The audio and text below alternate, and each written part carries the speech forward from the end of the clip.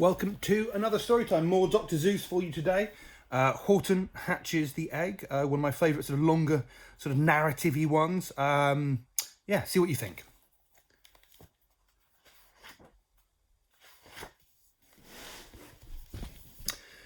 Sighed Maisie, a lazy bird hatching an egg. Oh, I'm tired and I'm bored and I've kinks in my leg. From just sitting here day after day. It's work, how I hate it. I'd much rather play. I'd take a vacation, fly off to a rest. If I could find someone to stay on my nest. If I could find somewhere, I'd fly away free. Then Horton, the elephant, passed by her tree. Hello, called the lazy bird, smiling her best. Oh, you've nothing to do and I do need a rest. Would you like to sit on the egg in my nest? The elephant laughed. Why, of all silly things, I haven't feather and I haven't wings. Me on your egg? Well, that doesn't make sense. Your egg is so small, ma'am, and I'm so immense. Tat, tat, answered Maisie. I know you're not small, but I'm sure you can do it. No trouble at all. Just sit on it softly. You're gentle and kind. Come be a good fellow. I know you won't mind. I can't, said the elephant. Please, begged the bird. I won't be gone long, sir. I give you my word. I'll hurry right back. Oh, I'll never be missed.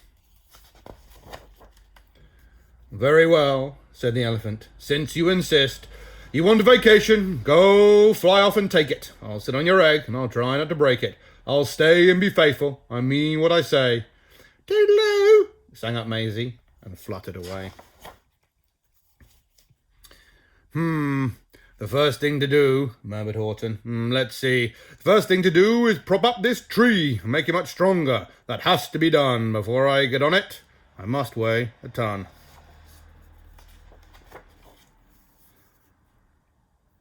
Then carefully, tenderly, gently, he crept up the trunk to the nest where the little egg slept. Then Horton the elephant smiled. Now that's that. And he sat, and he sat, and he sat, and he sat.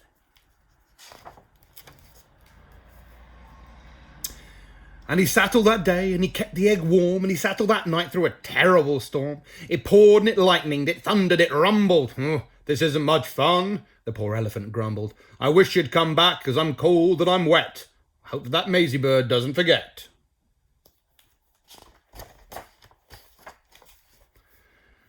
But Maisie, by this time, was far beyond reach, enjoying the sunshine way off in Palm Beach, and having such fun, such a wonderful rest, decided she'd never go back to her nest.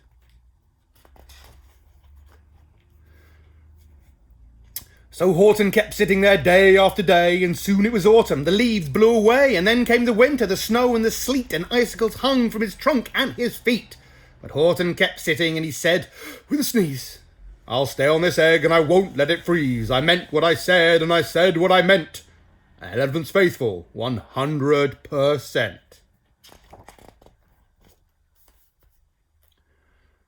So poor Horton sat there the whole winter through, and then came the springtime, with troubles anew.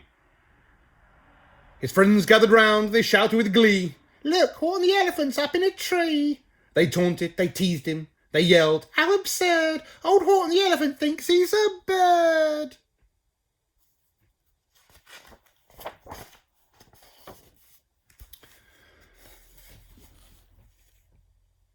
They laughed and they laughed.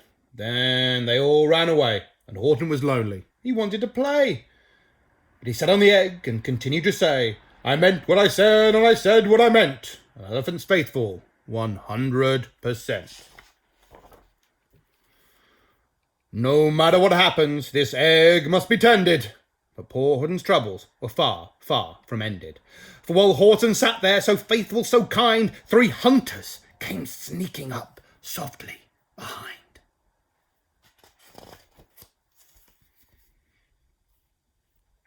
He heard the men's footsteps. He turned with a start. 3 rifles were aiming right straight at his heart. Did he run? He did not. Horton stayed on that nest. He held his head high and he threw out his chest and he looked at the hunters as much as to say, "Shoot if you must, but I won't run away. I meant what I said and I said what I meant. An elephant's faithful 100%.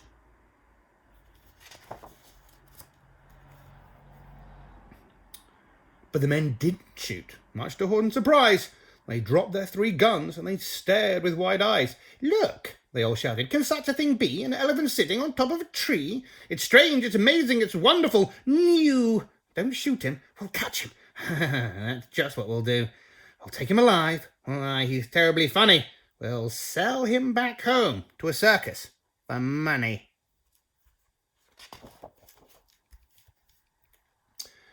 And the first thing he knew, they had built a big wagon with ropes on the front for the pullers to drag on.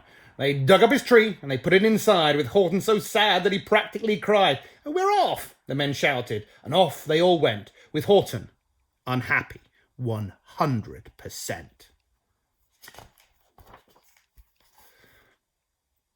Up out of the jungle, up into the sky, up over the mountains 10,000 feet high. Then down the mountains and down to the sea went the cart with the elephant, egg, nest, and tree.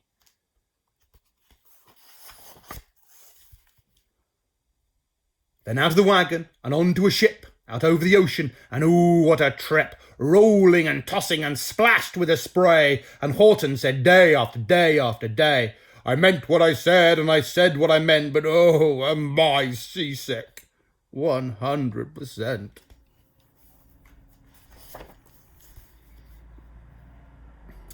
After bobbing around for 2 weeks, like a cork, I landed at last in the town of New York.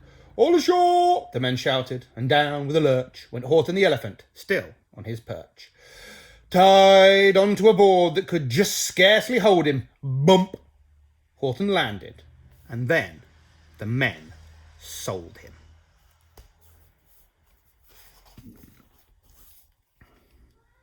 Sold to a circus, then week after week, they showed him to people at 10 cents a peek. They took him to Boston, to Kalamazoo, Chicago, Weehawken, and Washington too, to Dayton, Ohio, St. Paul, Minnesota, to Wichita, Kansas, to Drake, North Dakota.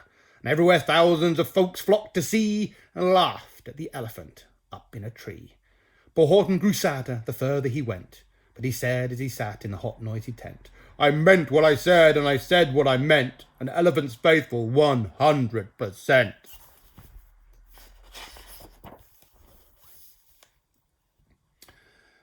Then, one day, the circus show happened to reach a town down south, not so far from Palm Beach.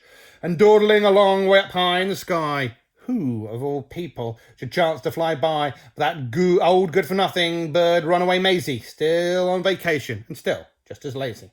And spying the flags of the tents just below, she sang out, "What fun! Well, I'll go to the show." And she swooped from the clouds through an open tent door. "Good gracious," gasped Maisie, "I've seen you before." Poor Horton looked up, with his face white as chalk. He started to speak, but before he could talk,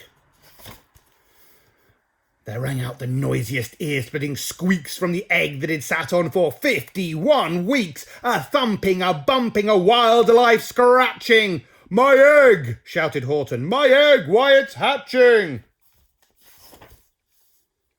"But it's mine!" screamed the bird when she heard the egg crack. The work was all done, now she wanted it back. "It's my egg!" she sputtered. "You stole it from me! Get off my nest and get out of my tree!" Poor Horton backed down with a sad, heavy heart. But at that very instant, the egg burst apart, and out of the pieces of red and white shell from the egg that he'd sat on so long and so well, Horton the elephant saw something whiz.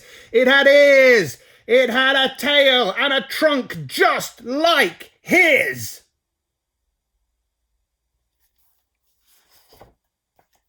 And the people came shouting, "What's all this about?" They looked and they stared with their eyes popping out, and they cheered and they cheered and they cheered more and more. They'd never seen anything like it before. "My goodness, my gracious," they shouted. "My word, it's something brand new. It's an elephant bird. And it should be like that. Because Horton was faithful, he sat and he sat. He meant what he said, and he said what he meant. And they sent him home happy, 100%.